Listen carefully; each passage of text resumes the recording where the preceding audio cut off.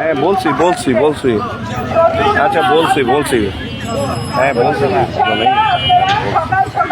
ওকে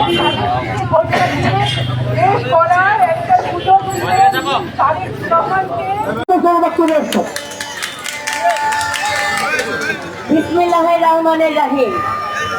আসসালামু আলাইকুম। আমার ঢাকা ৩ আসনের সাধারণ জনগণ, আমাদের এই ঢাকা ৩ আসনের সকল ভোটার বিন্দু, আমাদের বিএনপি অঙ্গ সহযোগী সংগঠনে ১৭ বছরের নির্যাতিত নিপীড়িত সকল ভাই ও বোনেরা, আপনাদের সবাইকে সংগ্রামী সালাম জানাচ্ছি। একই সাথে এই ঢাকা ৩ আসনে আমাদের যারা ভোটার নন কিন্তু আগামী বাংলাদেশ গড়ার ক্ষেত্রে যারা গুরুত্বপূর্ণ ভূমিকা পালন করেছেন সেই জেনজিদেরকে আমি সংগ্রামী সালাম জানাই। একই সাথে আমি সালাম জানাই ৭১-এ যে সকল মা বোনেরা নিজেদের সংগ্রামের বিনিময়ে একটি স্বাধীন বাংলাদেশ আমাদেরকে উপহার দিয়েছে। এই মহান দিক্ষণে আমি স্মরণ করতে চাই ৭১-এর মহান স্বাধীনতার ঘোষক বীর মুক্তিযোদ্ধা বীর উত্তম শহীদ প্রেসিডেন্ট জিয়াউর রহমান সহ সকল বীর মুক্তিযোদ্ধা এবং শহীদ ভাইদের প্রতি আমি গভীর শ্রদ্ধা জ্ঞাপন করছি।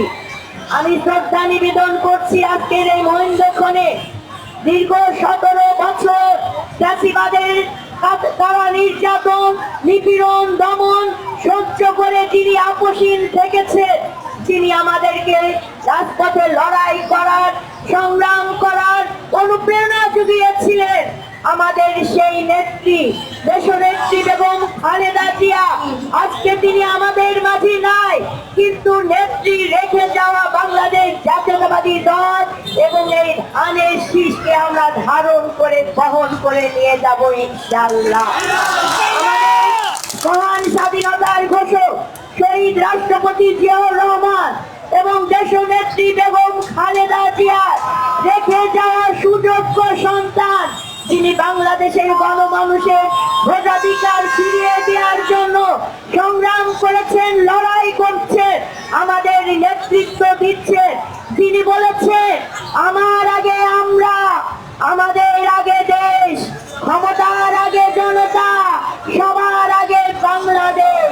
এই বাংলাদেশটাকে আমাদেরকে ধারণ করতে হবে ভাইরা, সংগ্রামী ভাইরা।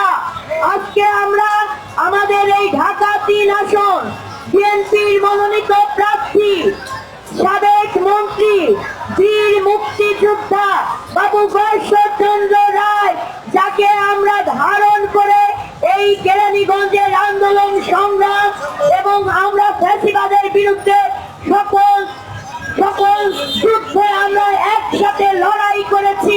আজকে আমাদের সেই প্রিয় নেতা তিনি ধানের শীষ নিয়ে আজকে তার নির্বাচনী পথযাত্রার শেষ নির্বাচনী গণমিছিলে আমরা সবাই শরীক হচ্ছি। আলহামদুলিল্লাহ, আমরা সবাই যেন আমাদের এই নেতা বাবু গয়েশ্বরচন্দ্র রায়ের শেষ বিজয় এবং মুখে হাসি নিয়ে যেন আমরা ১৭ বছর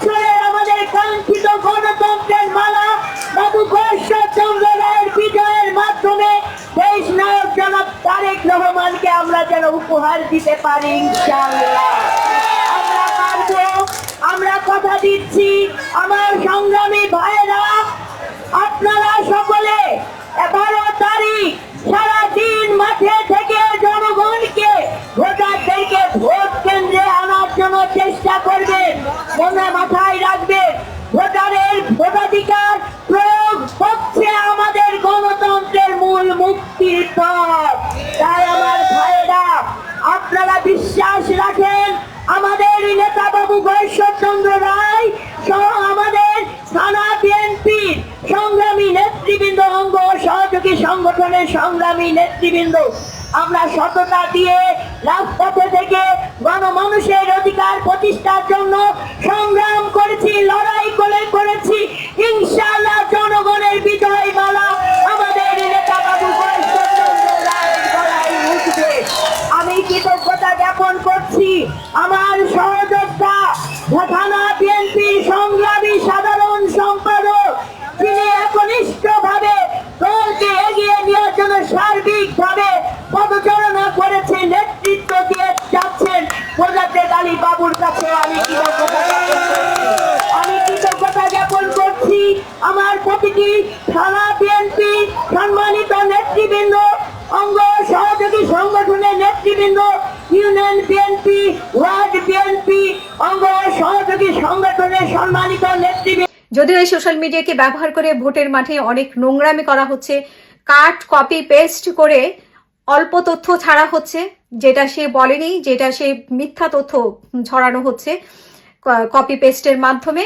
সো সেভাবে যেমন বিভ্রান্ত করার সুযোগ এসেছে, ঠিক তেমনি আবার আমরা অপরদিকে দেখতে পাচ্ছি যে মানুষ যাচাই বাছাই করারও সুযোগ পাচ্ছে, কোন প্রার্থী সৎ, কোন প্রার্থী মানে সৎ না, কোন প্রার্থী ঋণ খেলাপি, কোন প্রার্থী চাঁদাবাজ, সেগুলো এবং তাদের চরিত্র নিয়েও উঠে আসছে বিভিন্ন ধরনের চমকপ্রদ সব ভিডিও। সেটাও আমরা গণমাধ্যমে, বিশেষ করে সোশ্যাল মিডিয়াতে মাধ্যমে আমরা জানতে পারছি। তো সব মিলিয়ে প্রিয় দর্শক, অপেক্ষা করছে বিরাট একটা চমক 12 ফেব্রুয়ারিতে।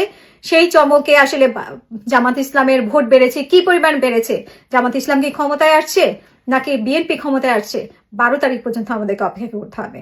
সবাই ভালো থাকবেন, আল্লাহ হাফেজ, আসসালামু আলাইকুম। সবারই শঙ্কা ছিল যে দারুণ গোলযোগ হবে, নির্বাচনের আগে থেকে শুরু হবে এবং নির্বাচন পর্যন্ত বিস্তৃত হবে। কিন্তু গুনে গুনে আর হাতে 2 বা 3 দিন সময় আছে। 3 দিন ধরেন, আজকে 9, 10, 11, 12, অর্থাৎ 2 দিনের মাথায় যে 3 দিনে এসে নির্বাচনটা হবে। আজকে পর্যন্ত, এখন পর্যন্ত যখন আপনাদের সামনে কথা বলছি তখন